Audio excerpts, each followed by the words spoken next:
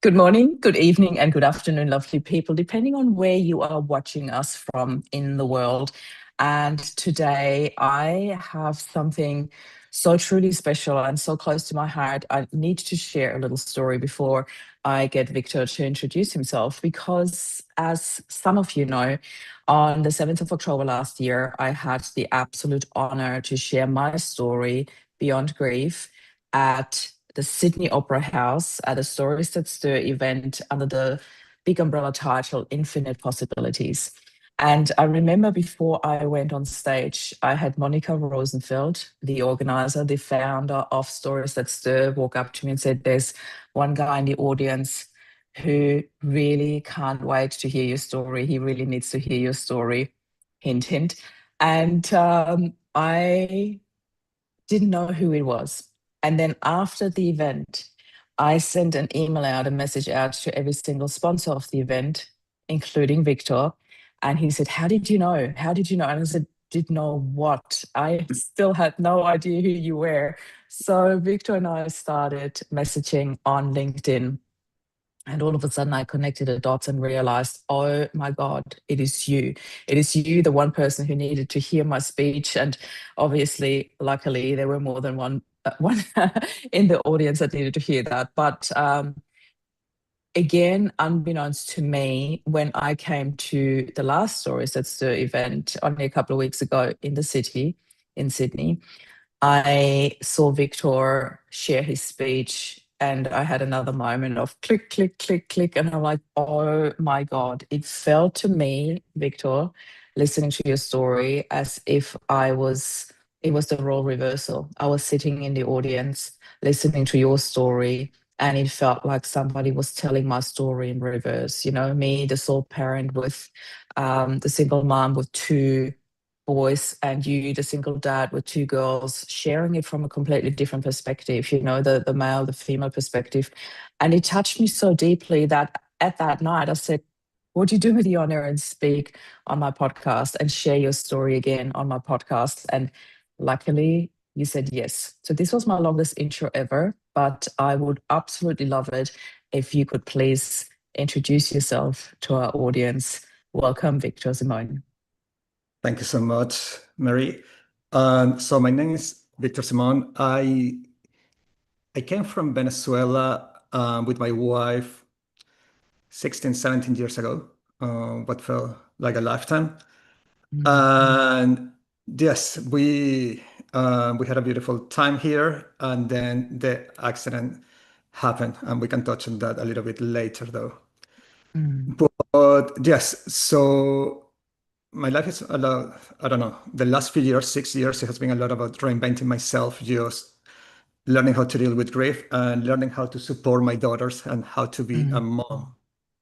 Mm. I, so I used to be in IT beforehand, and then I Mhm. had to reinvent myself and be a mortgage broker to be able to support my daughters, and I'm loving that. And that gave me the possibility of meeting Monica and Mm. sponsoring Stories That Steer. And that is how I Mm. saw your initial talk, which was Mm. beautiful. And I felt exactly the same. I was just like, she went exactly through the same from the different Mm. perspective, Yeah. from a mom perspective instead of a dad perspective. But Yeah. there are so many similarities that they did. They did click when you were doing it.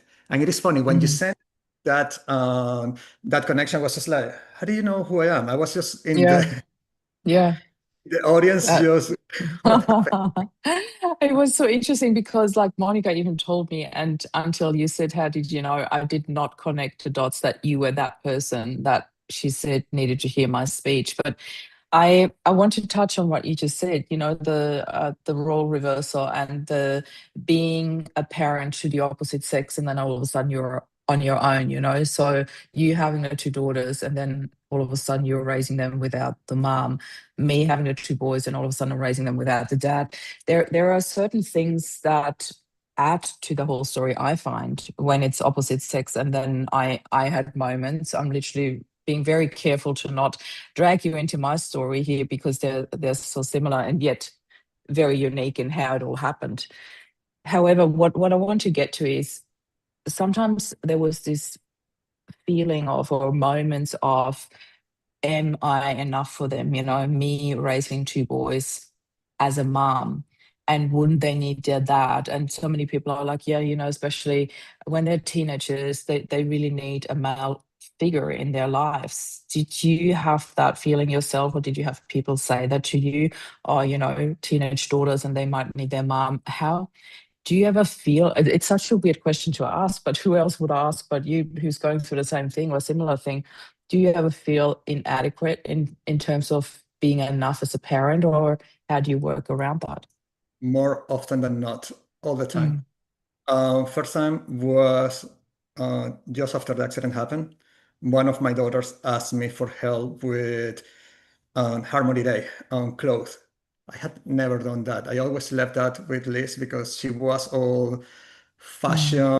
She was on top of the girls all the time. So that was her her role at home, and she yeah. loved it. So Mm, when I had to do that, I was just like, I don't know how to do this. I don't know how to be a mom. I don't know how to connect. And that was one of the first times that it actually clicked on it. But the mhm, accident was 6 years ago. And to tell you the mhm, truth, I feel that maybe weekly or still, there are all mhm, the time it's happening that I go just like, okay, I don't know how to deal with this. mhm, How will I solve it? I mhm, I am lucky enough that I set up a networking of friends, mhm, and then I contact them. I explain a lot what happened to them. I have been even going to therapy for 6 years now. And my mhm, psychologist is amazing as well. And she helps me bounce ideas because mhm, I don't know if it happens with you, but you have grief. You have the stress of supporting your children. You also have the mhm, stress that you have to provide financially for the family, for today and mhm. the future. Yeah. But one of the most difficult things that I have found, it is bounce ideas to make decisions.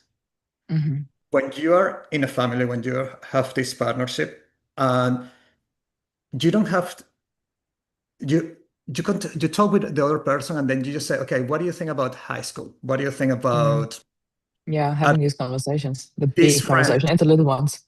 It is Yeah. small ones, big ones. They don't have to be overly complicated, and the other Mhm, person have to give you the answer, but you can mhm. bounce ideas. You can actually organize your thoughts to find out what is the best for your children and for your life. Yeah. Once this Yeah. happened, I lost that, and that is one of the biggest loss that I had. That I Mhm, felt that I was by myself, and even though I had this support network, I didn't want to overload them with mm. day-to-day things. So that was Yeah.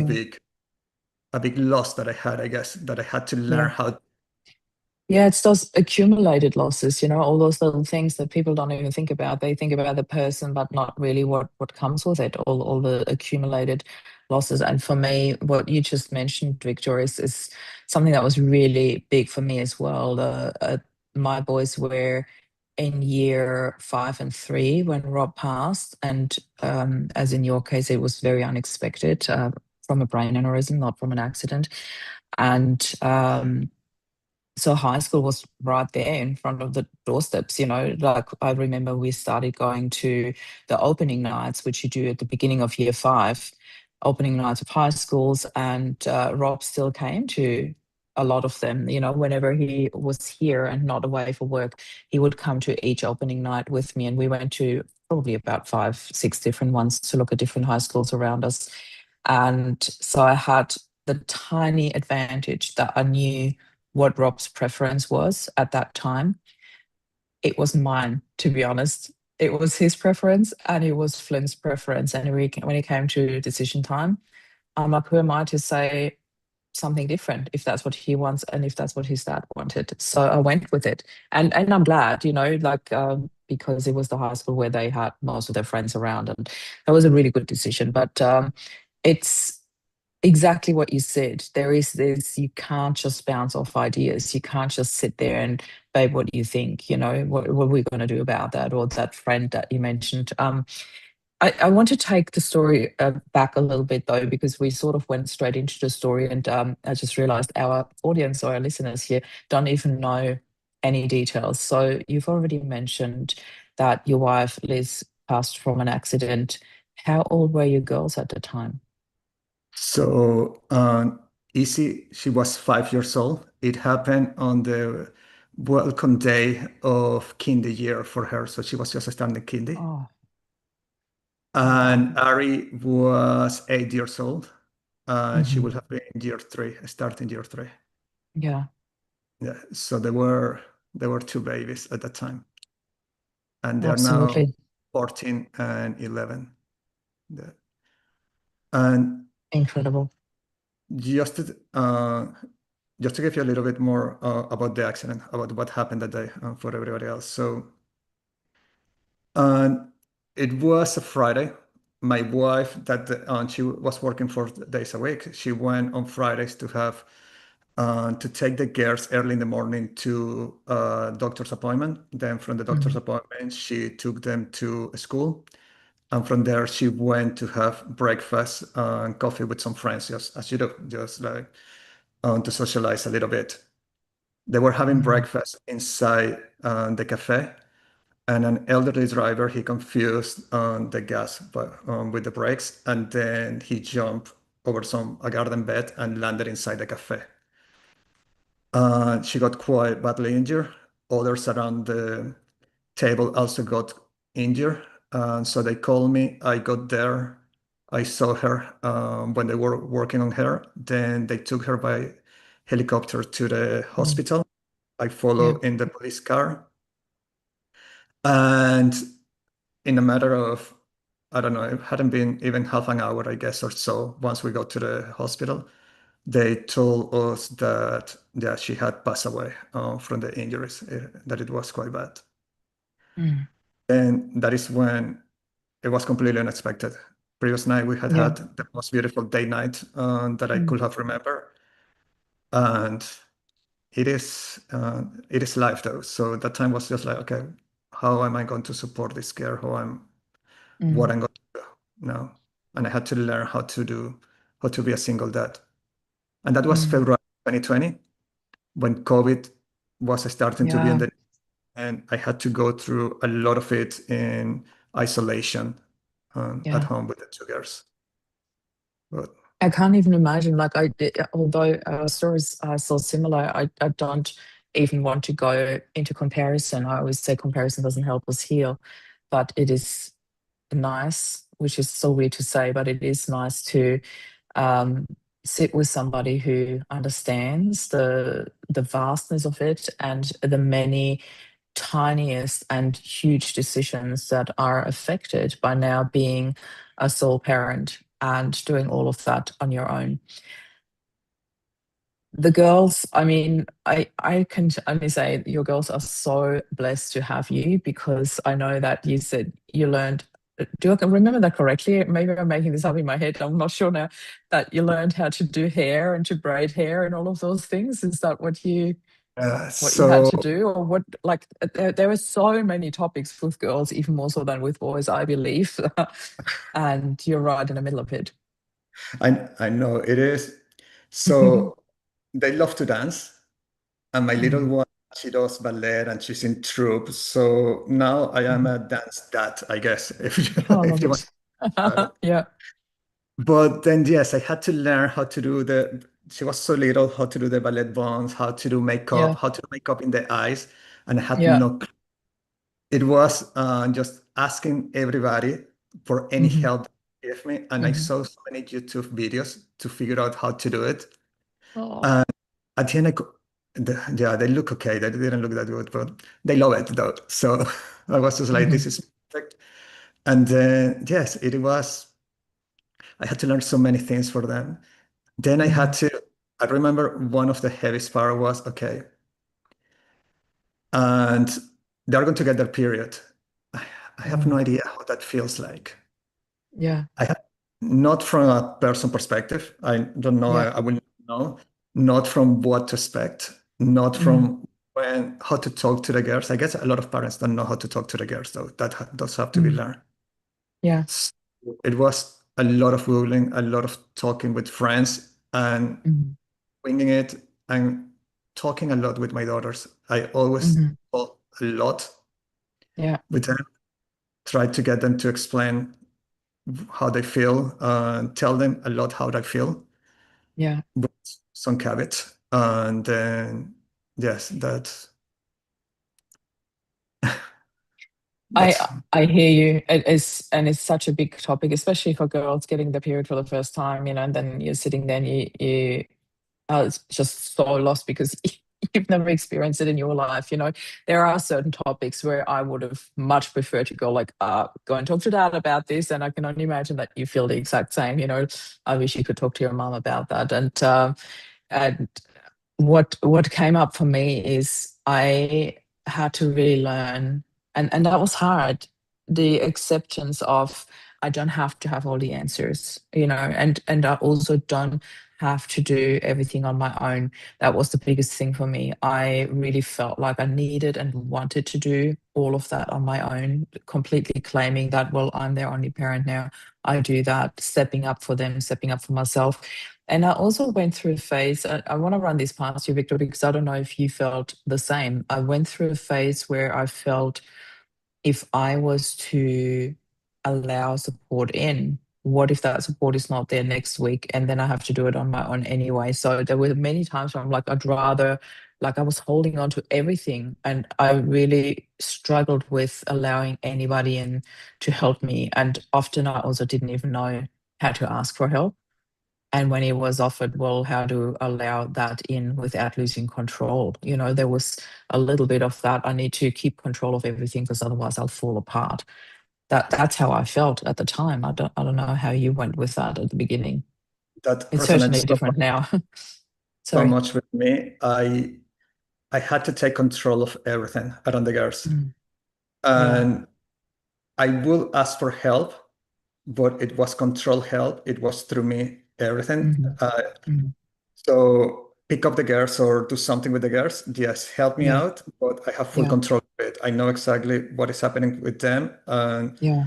that did brought though that I was, well, I'm still tired, but I was so, so, so tired. I felt just Mm. like I didn't have any more energy to give. And Hmm.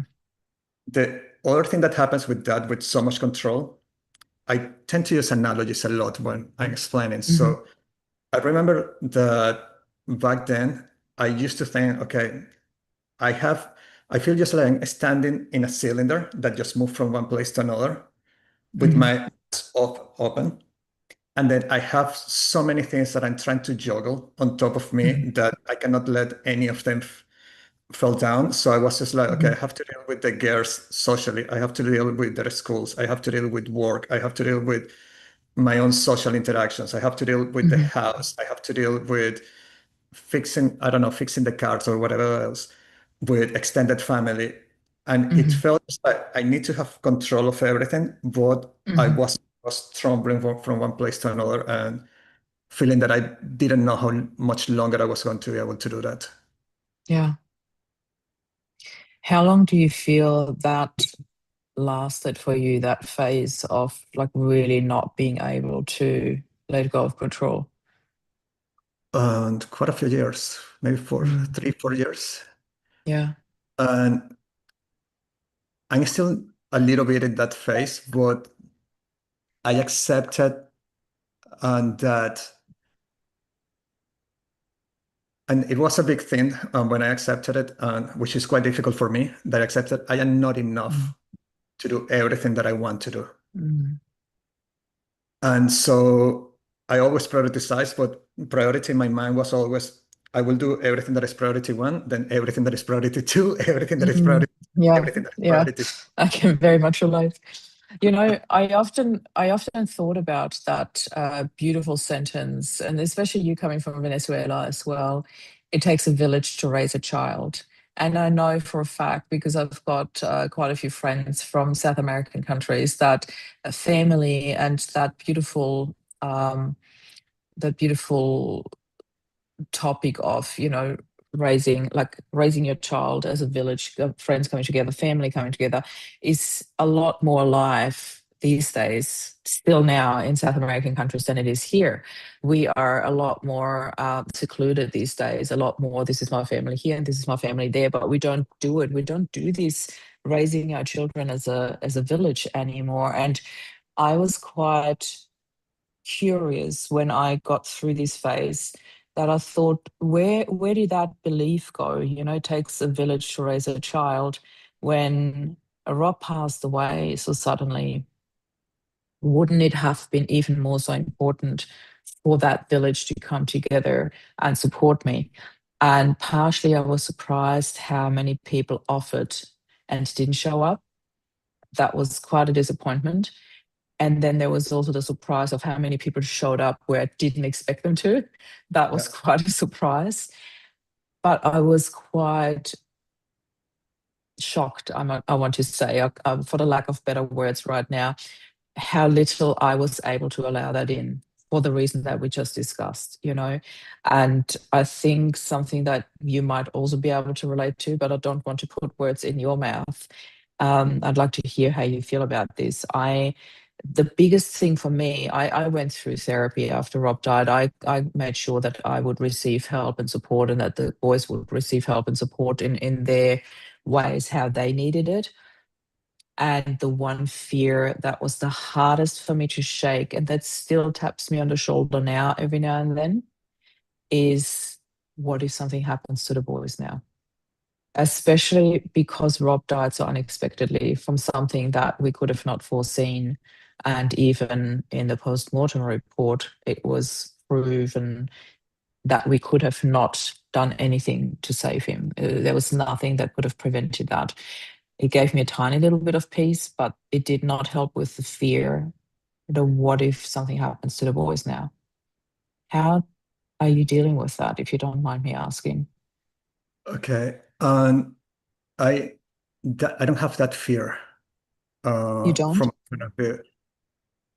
I Sorry, so just did you say let- you don't have that fear? no. So let me just That's separate awesome. two parts that Yes, you please.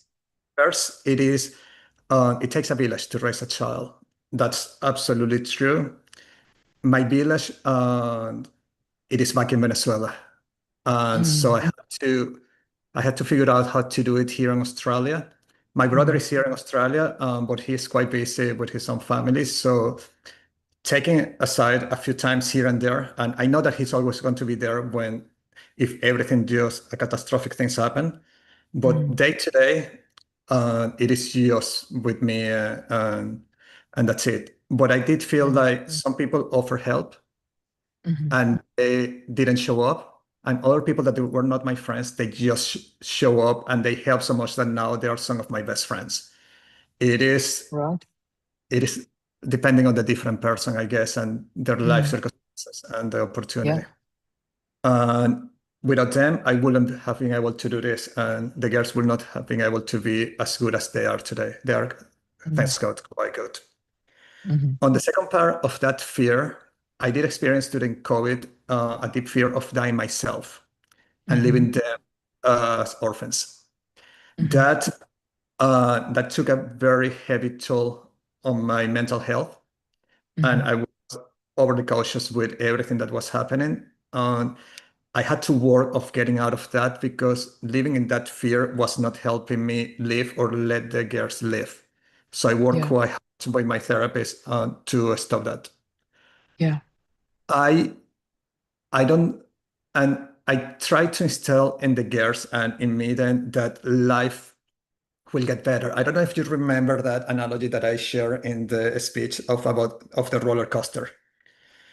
And Yes, that's I do. how Mm, see life, and that's what how I wanted them to see life. It is just like life has a lot of highs and lows. Highs, just like getting married, having children, I don't know, your first kiss, and mm, lows, just like a loss of somebody, failing an exam, or many other things. I feel that fear stops you in your lows and don't let you get back into that roller coaster and fight your way up that hill. mm. And sometimes the best times that you have in life is in that uphill. Just fighting for it, getting in it, and then just Mm, giving yourself to live. And that takes me back then to my life with Liz. So we experienced so much together in 38 years. So she was 39, I was 38 when the accident happened.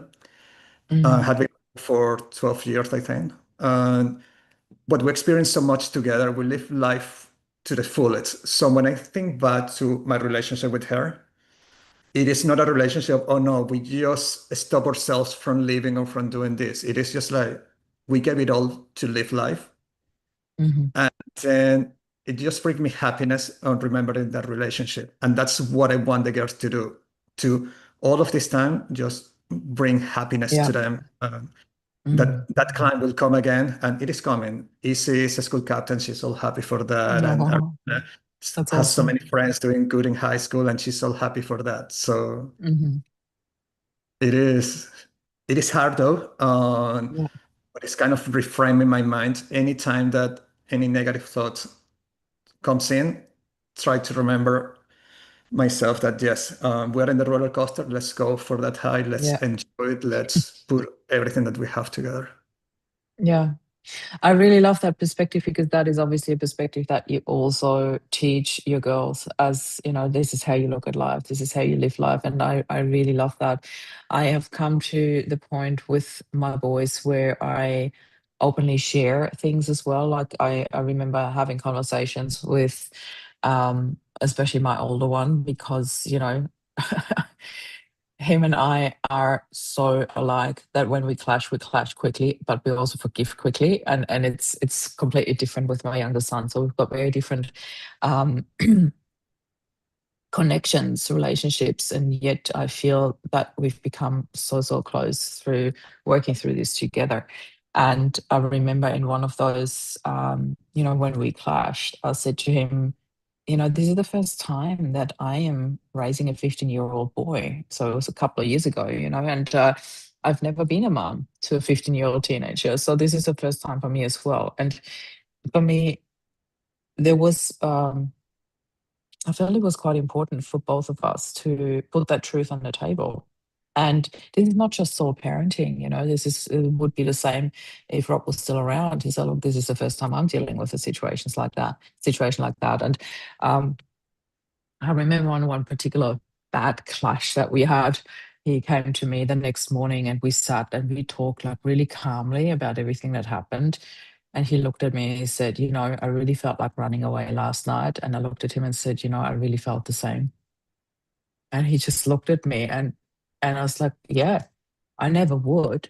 But I really felt like it, I would never leave you, I would never run away. This is not how I deal with problems. But yesterday I really felt like just walking away from it all and leaving the house, like I remember saying to my friends at the time, I feel like I need a break from parenting for like half a year or so, And of course, I was joking. I would miss them like the first half an hour I walk away. I couldn't do that, and I never would. But it was this. There was something really refreshing about being so honest and just sharing that with him. And I'm not giving parenting tips here. I'm not saying that's the right way to do it. But in that case, I felt it was so refreshing. And the one thing that really came out for us, or for me, I should say, as a parent, or for us as a family, is that I speak about things really, really openly about emotions as well and how to deal with them and how not to deal with them. I said, I had moments where I said, I don't think I dealt with that really well in that case. And some people might have questioned the idea of telling my boy I felt like walking away, but it was also in the right context. And he knew that this would have never happened. How are you with the girls at that age now? Because they are that little bit younger, where I can only imagine it would be very different conversations at your house at the moment. So, what does the day to day look like for you guys now? Mhm. It is busy. That's my day today. Quite busy. Yeah. Normal day. And it is things that a lot of people, even if they have not gone through grief, can relate to. I don't know if that happens with you. Mm. It is waking up in the morning, making lunch for them, making sure that they get ready. Something that Mm. I tried to do always was to make sure that they live their stages of life. They don't Yeah. try to be older than they are. So Mm. I have to wake them up, make sure that they get ready for the school. They're quite good, but still, I'm the parent Mhm. here. And Yeah. take them to school, come back, and then pick them to school in the Mhm. afternoon. And from there, I take them to ballet, or I take them to swimming. I take them to netball, to touch footy. They have so many activities that I'm pretty much Mm. feeling like an Uber driver. A Yeah. lot of people can resonate with that. Mhm. And then on top of that, doing the dishes, I try then to do chores at home. They do some of them and then they forget taking care of the dog. They forget I Mm. have to do I it. saw your dog in the background when you came live. So Oh, cute. yeah, she's sleeping there in the couch that she Yeah. shouldn't, but my little one, she taught her Mhm. to do it. I fought so much against that, but I lost at the end. I was just like, I choose my battles at the end. It's too much. But Yeah. it is, my life is a lot like any other person. It's just Mm. complaining about the dishes sometimes, complaining about the laundry, folding the laundry. I hate absolutely folding the laundry. High five. And I tell my girls to do it, and then they Yeah. also hate it, but they help now and they do it. Mm. Yeah, it Yeah. is a normal life, a normal family life with yeah, with a loss in it. But Mm. we keep we keep Liz alive at home, not as Mhm. a parent or anything, but her memories. So Yeah. the girls feel that they have a mom. She might not be Mm. here, but they feel Mhm. that they have a mom. And this past Saturday, so 3 days ago, it was the Mhm. anniversary of the accident. We Mhm. always go to the beach and then see the sunrise. Oh, And they beautiful. go there and they love it. And they prepare when the other thing that we do to keep them feeling that they do have a mom, it is every Mm. Mother's Day or on Lisa's birthday, we buy a present, usually some Mm. kind of curry or something, and then they have turns. One day it is easy, another day is Ari, and then they get to keep that present as if Mm. mom got the present, their mom got the present, and then she gave it to them afterwards. So Oh. every one of these, they feel good or they don't feel as bad in Mother's Day because now they're getting something from their mom that they would Mm. have gotten in 20 years' time. They're getting it right away. Yeah. It is that, I don't know, little I love that. strategies talking with different people or coming up with Yeah. ideas to help them Yeah. out. Not this. And I don't know if this happens to you though, but many times I'm talking with somebody that is going through divorce or through something bad or a redundancy, and they start complaining to me, and then they say, "Oh, sorry, I shouldn't complain to you because you have gone through so Mm. much worse." I know what you mean. Yeah. I usually tell them that's not true. It's just different. It is Mm. bad what happened to us, but you're more than welcome to feel bad for what is happening because that is quite bad. I have Mm. some things that may be more difficult than you, Mhm. but you have some part of your life that are more difficult than mine, though. Yeah. So don't ever feel that my life is worse than yours or Yeah. I cannot complain. Just be yourself around me, and then Mm. we interact as normal human beings with Yeah. everybody.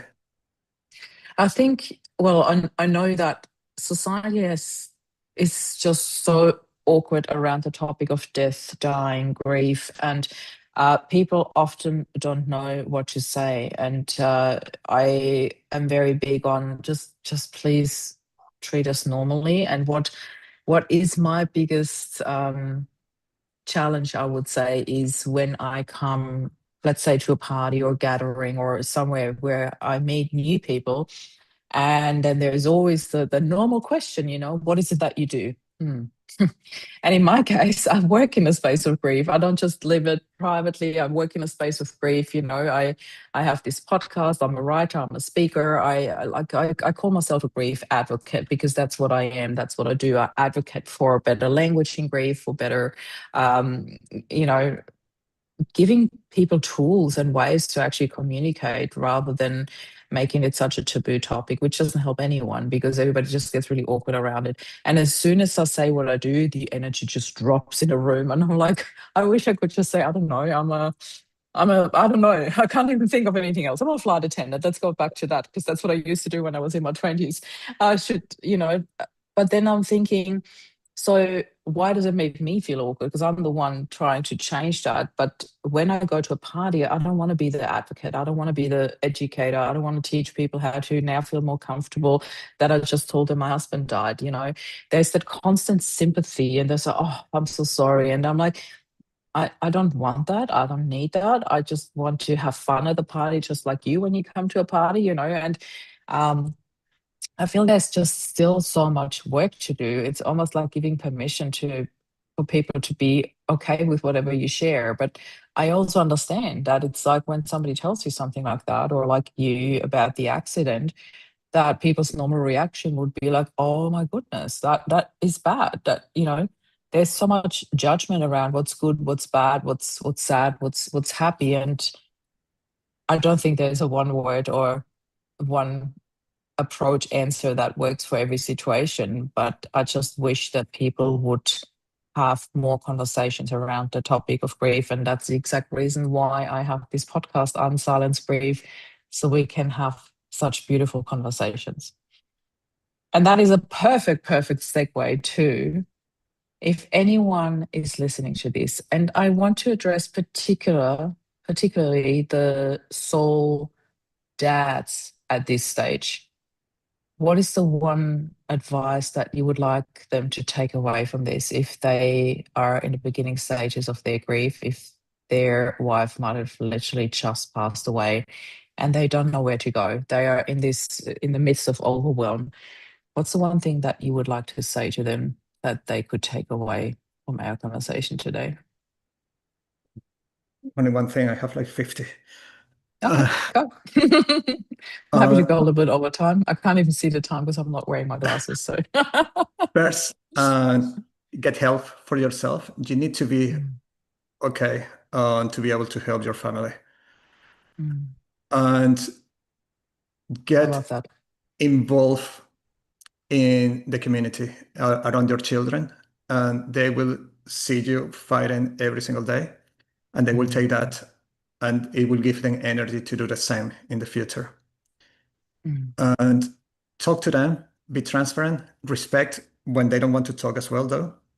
mhm, And I was lucky here in Sydney. We have the National Center of Childhood Grief. I don't know if you mhm. ever got in touch with them. I am involved with them, yeah. My girls, they went Yeah. there a few times. Mhm, It is not necessarily for everybody, and it is not something that they mhm. have always to do, but it Yeah. gives them a fallback that they know that if they need to talk with somebody, help does exist and they can do it.